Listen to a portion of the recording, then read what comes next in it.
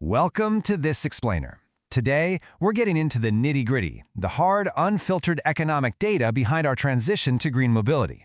If you're passionate about hitting our climate goals without, completely crashing the economy or leaving everyday folks behind, you are absolutely in the right place. We're going to strip away all the buzzwords and look at exactly what the latest regional data from the Iberian Peninsula is actually telling us about the path forward. Okay, let's dive into this, because there is a very common narrative out there. I'm sure you've heard it. The core myth is this idea that going 100% electric, like right this second, is the absolute only way to clean up our urban environments. And hey, it sounds great on paper, right? Zero tailpipe emissions, super quiet streets. But as we start to dig into the macroeconomic realities, we're going to see that relying solely on a massive overnight switch to brand new EVs is mathematically and socially impossible. Here's a quick look at our roadmap for today. 1. The Urban Emission Challenge. 2. The Electric Reality Check. 3. The Aging Fleet Bottleneck. 4. The Sustainable Fuel Bridge. 5. The Iberian Economic Advantage. And 6. A tech-neutral future.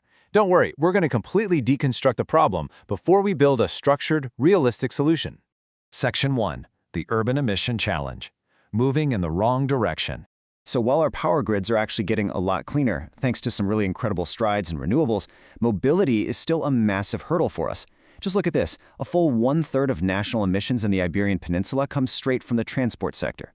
That makes it literally the most critical target for decarbonization. But unlike our electricity sector, where we're seeing emissions drop to historic lows, transport emissions are just stubbornly high, mostly because, well, our entire economy relies on people and goods moving around constantly. Now, yes, to be fair, the automotive industry has made phenomenal strides. EV range has shot up by a staggering 75% since 2015. The tech is getting so much better, charging networks are popping up everywhere, and honestly, the driving experience is fantastic. But, and this is a massive but, technology alone doesn't actually solve the problem if people can't access it, which brings us right to our economic bottleneck. Section 2. The Electric Reality Check. The socioeconomic barrier. Let's look at this whole transition through the lens of your average family's budget. The core issue is stark, and this brilliantly illustrates it.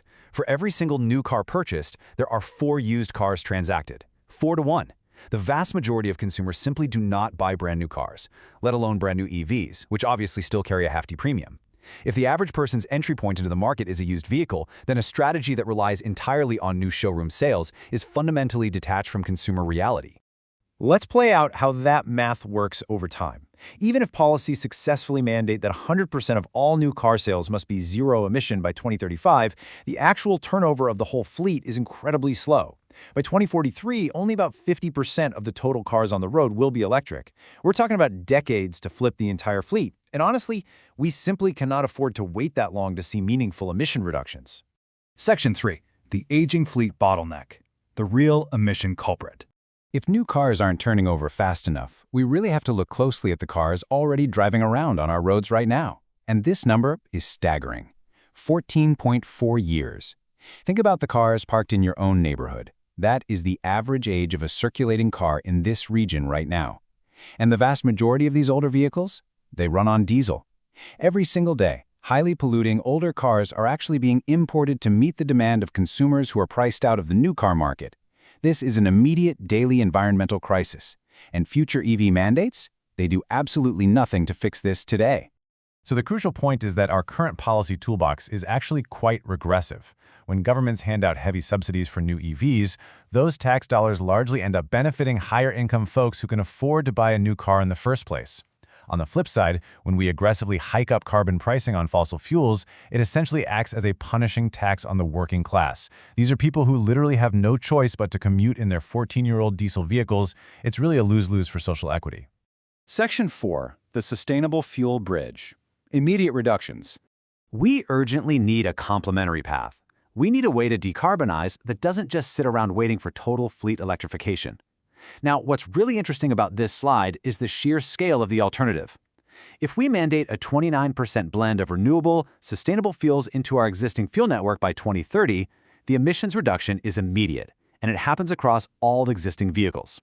Achieving that exact same emissions drop through EV sales alone would require putting over 834,000 EVs on the road. Based on current sales volumes, that is 20 years of EV sales. We can achieve that almost overnight just by cleaning up the fuel we put into the existing fleet. It's a massive aha moment. Section 5. The Iberian Economic Advantage. Creating value. So how do we actually pull this off economically? Well, Portugal and Spain are uniquely positioned to not just survive this transition, but to create massive regional value. The region has some of the lowest renewable electricity prices in all of Europe, plus an incredibly high potential for green hydrogen. But the secret isn't just exporting that cheap raw energy elsewhere.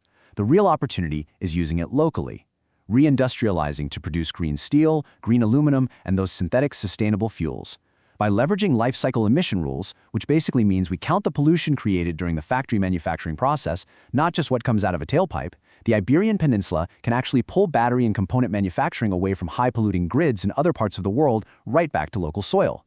But of course, building massive synthetic fuel refineries and green steel plants requires monumental, irreversible investments, and industries won't do it if the market is totally unpredictable. This is where contracts for difference come in. Basically, it's a financial tool, a guarantee from the government that locks in a long-term price for these green commodities. It removes the volatility, and that allows the private sector to confidently invest the billions we desperately need into sustainable fuel and green industry infrastructure right now.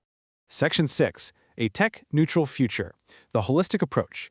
It is really time to abandon policies that just operate in silos.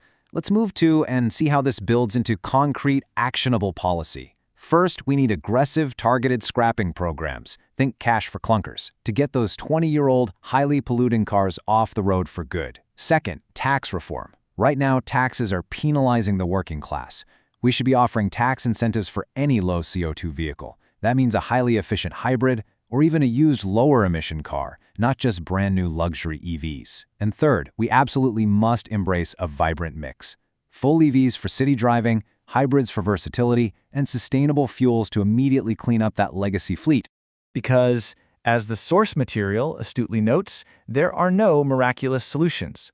Concepts like mobility as a service, where no one owns a car and we all just share electric pods, that might work beautifully for young professionals living in dense urban centers, but they are not a silver bullet for entire economies, rural areas, or families managing complex daily commutes. One size definitely does not fit all. So, I'll leave you with this final thought. The data is staring us right in the face. If we try to force a single, unbending technological solution, we risk severe economic damage and we risk leaving our most vulnerable populations behind. But if we adopt a practical, tech-neutral path, embracing sustainable fuels right alongside electrification, reforming our taxes, and protecting local industry, we can actually reach our ecological goals while building a much stronger economy. Thank you so much for joining me on this explainer today. Keep questioning, keep learning, and I will see you next time.